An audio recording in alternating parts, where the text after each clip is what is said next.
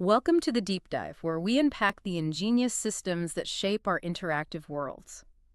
You know, games, unlike almost any other medium, they give us this incredible sense of control, of agency. Mm. And one of the most powerful tools game designers use to deliver that feeling, skill trees. They're not just progress bars, they're more like blueprints for our in-game journeys. That's a great way to put it. Today, we're embarking on a journey from the theoretical bedrock of skill tree design straight to one of the most ambitious real-world applications we've seen recently. Our foundational guide for the core principles is A Guide to Designing Skill Trees by Santeria Rava. It's a bachelor's thesis, but really comprehensive, and it distills the nuts and bolts of what makes these systems tick. That's a solid piece of work. So our mission for this deep dive is to explore those fundamental design choices behind skill trees, understand their profound impact, and then apply this lens to the, well, frankly, massive 0.3.0, the third Edict update for Path of Exile 2. Which is just around the corner. Exactly, launching tomorrow, August 29th. And it's set to dramatically reshape its progression systems, so it's a perfect, real-time case study for everything we discuss. And what's truly fascinating here is how these digital constructs, they really tap into our innate human desire for growth, for control. Right. These principles of skill tree design actually extend far beyond just games. They apply to, well, any system where choice and progression and a sense of personal investment are key. Mm-hmm. Think about it. Navigating a career path, learning a new skill in real life, Yeah. even optimizing a complex workflow. The idea of unlocking new abilities, specializing, it influences how we approach growth and mastery everywhere. That's a really good point. Okay, let's unpack this then. At its core, a skill tree is basically a visual interface, right? It lets us improve, modify, or increase the abilities of our in-game avatar. Mm-hmm. Your character, maybe a vehicle, sometimes a whole faction. Yeah, exactly. And when we say skill tree, we're also talking about perk trees, talent trees, tech trees. Mm-hmm. The names change, but the core concept is the same. You can picture it like a branching diagram, starting small, and then just growing into this robust organism of choices. Rava's thesis identifies 4 main strengths that account for their enduring popularity, and they're surprisingly universal. First, they offer variety, Okay. giving players genuinely diverse ways to approach and play a game, catering to different styles. Second, they provide compelling rewards, that constant sense of progression, character strengthening. That little dopamine hit when you unlock something new. Precisely, that satisfying ping as you invest a point. Yeah.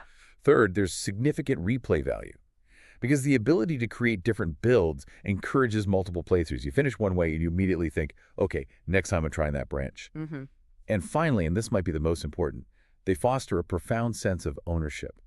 Customizing your character, your entity, it builds a personal connection, a feeling of control over your unique creation. That sense of ownership is so powerful.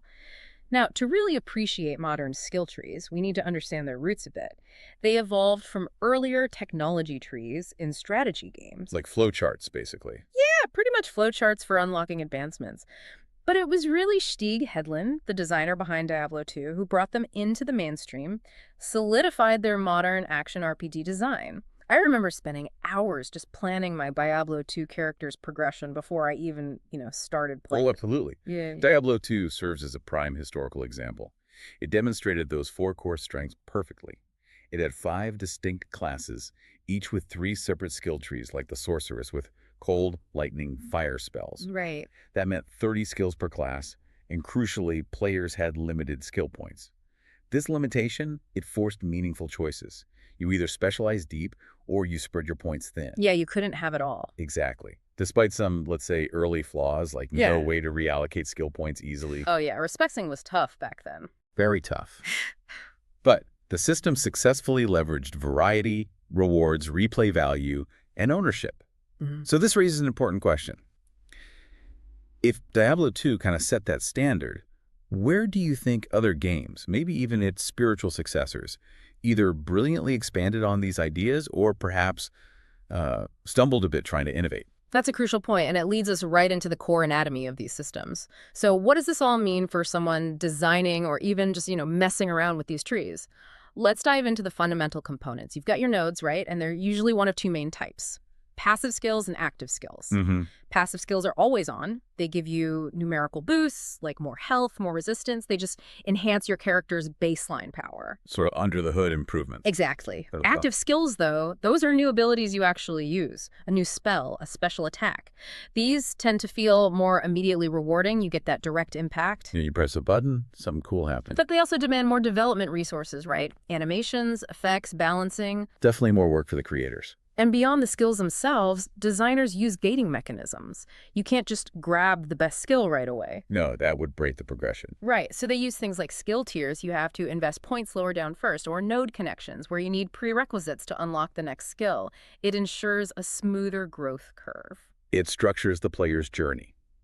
Now, for game developers, and honestly, for us players evaluating a skill tree, there are some crucial considerations that really echo Rava's framework. Firstly, and this is maybe the biggest one, does the game actually need it? A skill tree should genuinely add value. Not just be there because, well, RPGs have skill trees. Exactly. It shouldn't just be progression for its own sake, or like a band-aid trying to fix some other problem in the game. The thesis mentions Mirror's Edge Catalyst, Oh, yeah. where just locking existing moves behind a skill tree didn't really make them more interesting or fun to unlock. It just felt like an extra layer, maybe an unnecessary one. Secondly, there's that balance of player effort versus reward. Navigating interfaces, comparing nodes, making choices. It always takes some effort from the player. Right, clicking around, reading descriptions. Yeah. And if the rewards, the skills themselves, aren't genuinely interesting or impactful, then the whole system just becomes a nuisance. It detracts from the gameplay instead of enhancing it. It feels like work, not fun. That makes sense. And thirdly, we see that alternative progression can sometimes be more immersive. Some games integrate skill acquisition right into the world or story, like Ori and the Blind Forest, where you find these ancestral trees to unlock abilities. So it's tied to exploration and narrative. Precisely.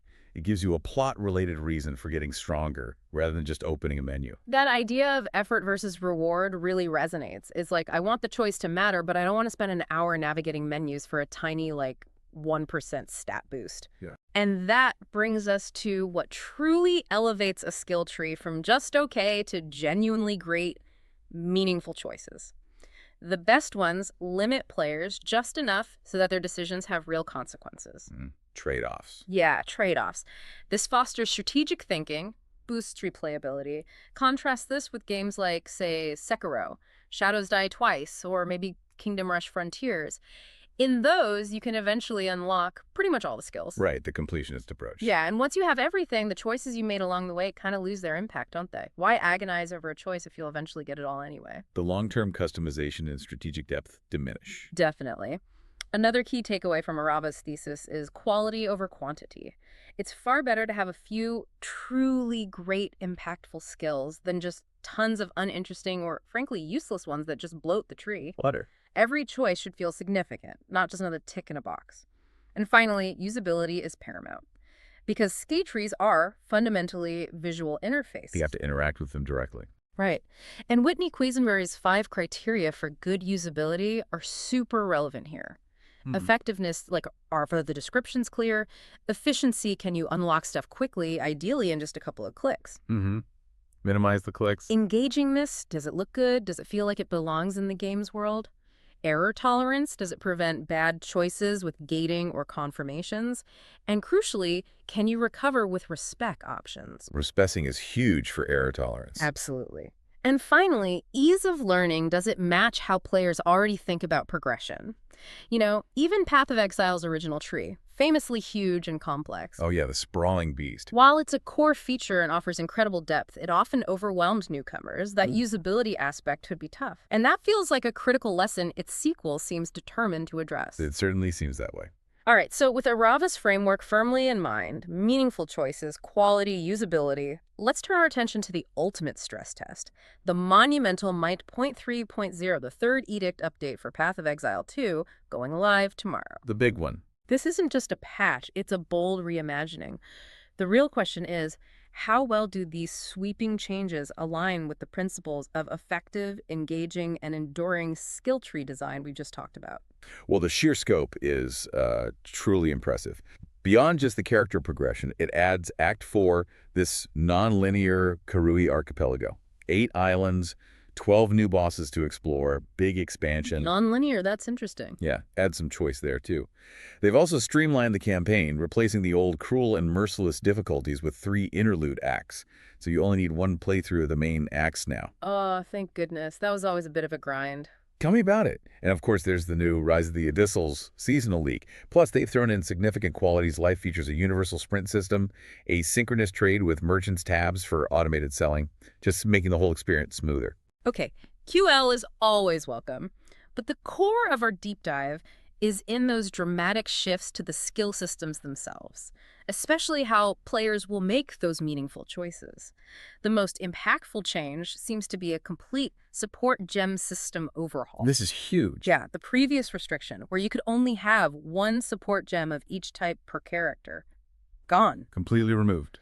This is explicitly designed to encourage more creative build combinations, let you use multiple active skills more equally.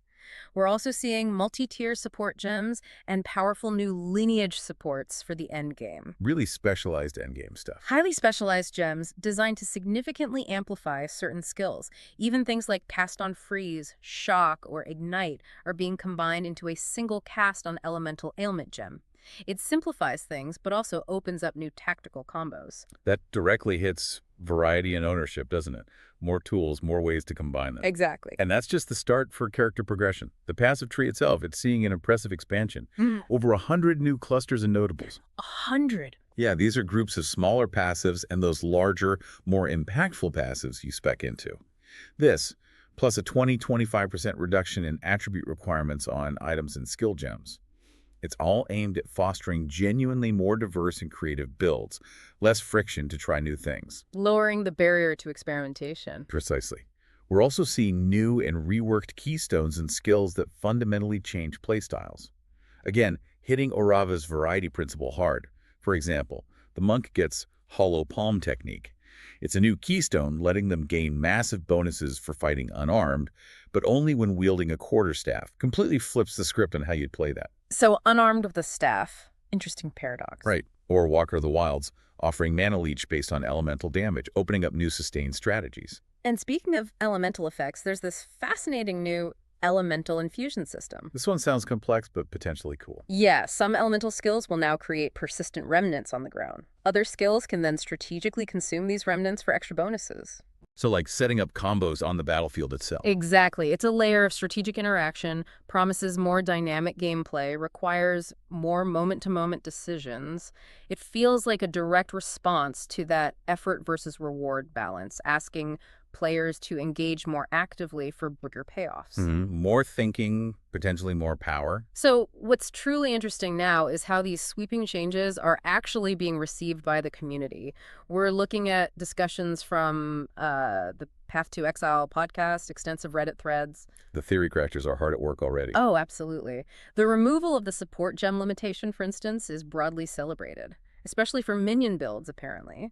It enables what players feel is a more natural, intuitive build design, directly boosting that ownership and variety. That makes sense. Less arbitrary restriction. But some new mechanics, like the volatility system for the Chayula monk, they're being met with some skepticism. Why is that? Well, the community is pointing out its complexity and its potential to be bait, meaning it looks good on paper but might not be optimal in practice, offering burst damage over sustained damage, maybe having a misleading tooltip about its cap. This really highlights Arava's points about usability and that effort versus reward balance. Right. If it's confusing or potentially suboptimal despite looking flashy, players get frustrated. Becomes a nuisance. Exactly. Other new keystones, like that hollow palm technique, are also viewed as potentially bait without more clear synergy options available yet in the tree. Needs more supporting nodes, perhaps. Maybe. And the elemental infusion system, while conceptually cool, is raising questions too. Is it truly adding new gameplay? Or is it just restoring functionality that skills like Firestorm and Incinerate used to have inherently, but now through an extra step? The quality over quantity debate again. Is it a genuinely new, engaging mechanic or just adding complexity for complexity's sake? More steps for a similar outcome. That seems to be the question. And the ongoing discussions about ascendancy classes, those powerful subclass specializations, they really highlight the balancing act. Always a challenge. Who's winning, who's losing? Well, chatter suggests some, like Deadeye, are seen as winners in this patch, while others, maybe Katava, Warbringer, are considered losers. It just underlines how tweaking one part of this massive system. Inevitably ripples through the entire design. Character balance, build viability, the whole meta. It sounds like an incredibly complex tapestry they're weaving. And even crafting is getting a sort of skill tree-like overhaul with Heinekor's Lock. Okay, what's that? It's a new, apparently very high-value currency. It lets players preview crafting outcomes. Preview. Like, see the future. Sort of. It gives high-end crafters a way to essentially re-roll undesirable results or guarantee specific outcomes by seeing what would happen before committing fully. It pushes crafting away from pure chance towards more calculated risk. Wow, that's a massive game changer for high-end crafting. More meaningful choice even there. Definitely. And beyond all these deep mechanical changes, they're also rolling out significant quality-of-life updates. Options to assign the same weapon to both weapon sets, new aiming modes, toggling sprint. It shows a clear commitment to enhancing that overall player usability and experience. Smoothing out the rough edges. Yeah. So, from the theoretical blueprint of Arava's design thesis to this cutting-edge practical application in Path of Exile 2's update, this deep dive really shows that designing compelling progression systems is, well, an ever-evolving art. A constant dance between empowering players and guiding their choices effectively. Exactly. This deep dive reveals just how deeply interconnected all the different aspects of game design are. You change one thing, support gems, attribute requirements, and it inevitably ripples through everything. Character balance, player choice, the meta, even the in-game economy. It's this complex tapestry where every single thread matters, and designers are always trying to pull the right ones without unraveling the whole thing. So, whether you're a game designer crafting your next epic, or a dedicated player building your next character, or maybe just optimizing aspects of your own life, it's worth asking, are your choices truly meaningful? Yeah. Are you prioritizing quality over quantity? And how are you balancing that immediate power boost with long-term engaging change? And for you, the player, maybe embarking on the third Edict free weekend starting this Friday. Yeah. What new build are you going to explore? How will these intricate design choices shape your journey in Rayclast? What previously overlooked connections might you discover in that massive new passive tree? Lots to dig into. Definitely. Until next time, keep digging deeper.